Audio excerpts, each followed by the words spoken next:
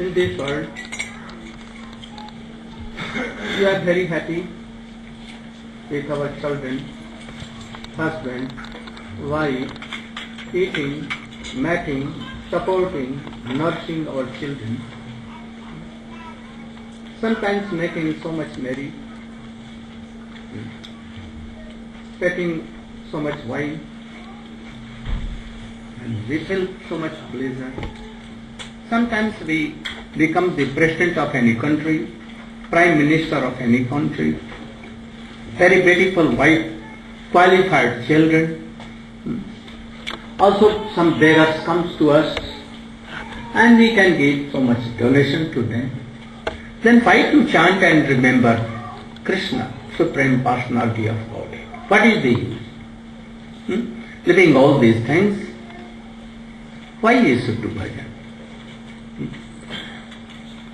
I've heard so many times with so many prosperous Indian and learned persons. Also I think that this doubt may come to anyone. I want that Prem Prajan Prabhu should speak something about this.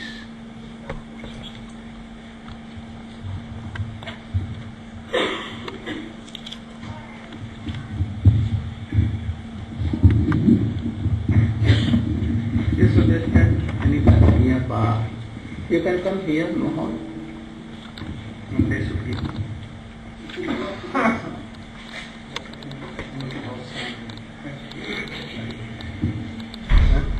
Oh, you should go.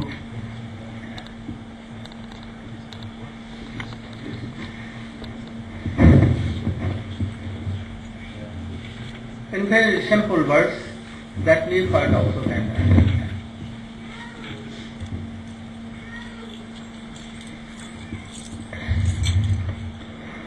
Om Jnanatirandasya Jnananjana Salakaya Chakshurunmilitam Yena Tasmai Sri Gurave Namaha Gurave Gaurachandaya Radhikaye Tadalaye Krishnaya Krishna Bhaktaya Tadbhaktaya Namo Namaha Vanchakalpatarvista Kripa Sindhu Prevacha Patitanam Pavanebhyo Vaishnavebhyo Namo Namah.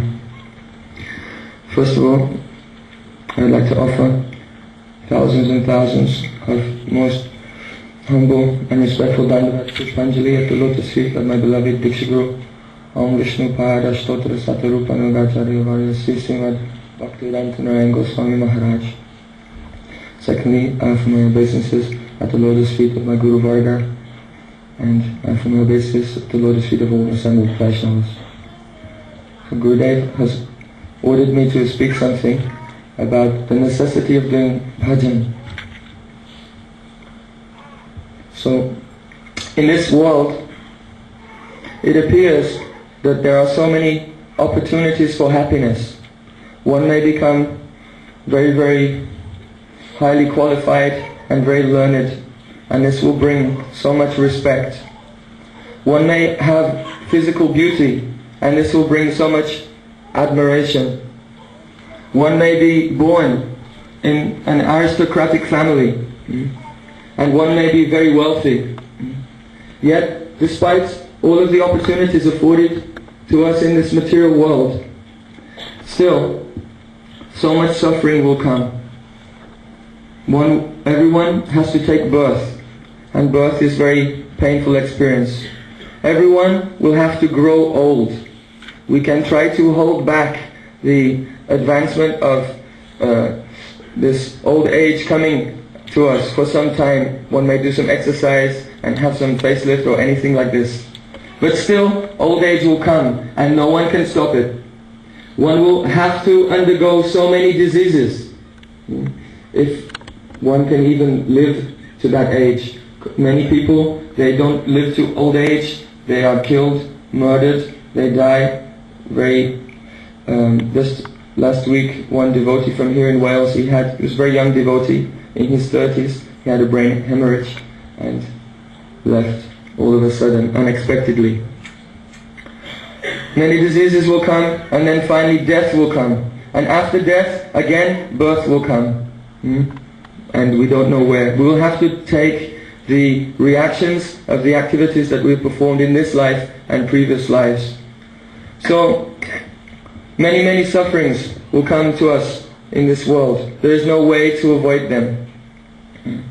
Srimad Bhagavatam, it is stated, Tasyaiva heto prayate tiko vido, na labhyate yad brahmatam upariyada, ta labhyate dukkavadanyata sukham kalena savatra gabira ranghasa. That those who are actually intelligent and philosophically inclined should endeavor only for that purposeful end. In other words, for devotional service. One should only endeavor for that purposeful end, which is not obtained even by wandering from the topmost planet in the universe, Brahmaloka, down to the lowest planet, Patalaloka. One may say, but if I spend all my time trying to attain God consciousness, then how will I be happy? But Srimad Bhagavatam says, Talabite dukkavadanyata sukham kalena savatra gabira ranghasa. As far as happiness derived from sense enjoyment is concerned, it comes automatically in the course of time, just as miseries come without making any endeavor. So people in this world, they're working so hard for happiness. But actually, the happiness and distress which is coming to us, it is fixed. It is a result of our previous activities. This is called karma. By our karma, by our good activities, some happiness will come. By our impious activities, some suffering will come. So this is fixed. One cannot change this. So those who are endeavoring very hard for happiness in this world, they will not get more or less than what is coming to them by their karma. So one should not endeavor for this. No one is making an endeavor, no one is making a plan to bring suffering. No one thinks, I'll make a plan that my children will get disease and die. No one is making a plan that, my house will burn down. No one is making a plan that someone will break into my house and steal my wealth. Yet all of these things are happening anyway. So in the same way that without endeavor miseries are forced upon us, in the same way happiness will come to us. So we should not endeavor for these things, but rather we should just endeavor to awaken our dormant love of God. Why? Because this will put an end permanently to all of our sufferings. And Sri Chaitanya Charitamrita stated, Krishna boli se jiva anadir bahi mukha atayeva mayatare sangsara dukha. Krishna boli se jiva. The jiva, the living entity, has forgotten Krishna, anadir bahimukh, and he's turned his face away from the Supreme Lord. Atayeva mayatari deya sangsara dukha. Therefore, Maya, this God's energy, His material energy, which has manifested this whole material universe, it is inflicting so many sufferings upon the jiva, so that he will wake up and ask himself, who am I? What am I doing here? Why am I suffering? And what is the goal of my life? At that time, if he has sufficient piety, Sukriti, if he has rendered any service knowingly or unknowingly to Hari Guru or Vaishnav, then he will meet. When this question comes in his heart, who am I? How can I make a solution to the problems of life? He can meet a bona fide Guru, a spiritual master. a direct manifestation of the mercy of the Supreme Lord. Guru Krishna Rupa Hana Shastra Paramana. Guru Rupe Krishna Kripa Karen Bhaktagani. Chaitanya Charitamrita says that the spiritual master is the manifestation of Krishna Rup.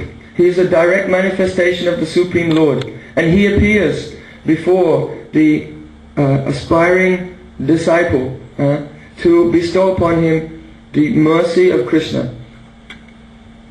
So, in 11th canto there's one verse, Nidayam Adyam Sulabam Sudularbam Plavam Sukalpam Guru Kanadaram Mayana Kulena Nabasva Veritam Pumam Bhavadbim Nataret Sa Atmaha. So in this verse it is stated, Nidayam Adyam Sulabam Sudurlabam, that this human form of life affords us the opportunity to inquire into what is our real ultimate self-interest. There are 8,400,000 species of life. Insects, worms, fish, blades of grass, animals, mammals and reptiles and birds and so many species. When the jiva, on account of his karma, is traveling through these species, in any species, he cannot inquire into his real self-interest. Who am I and who is God and what is our relationship? But when, after traveling through many species, we attain the human form of life, then we have we are not callous, but we are actually conscious. We should not be callous like the animals, but we should be conscious to inquire what is the goal of life. So having attained this human form of life is said to be like a body, a boat. Plavam sukopam gunukarnadaram. This body is a boat. And it is the boat that the jiva, the soul, which is actually us, our spiritual essence, which is traveling on the machine of this body,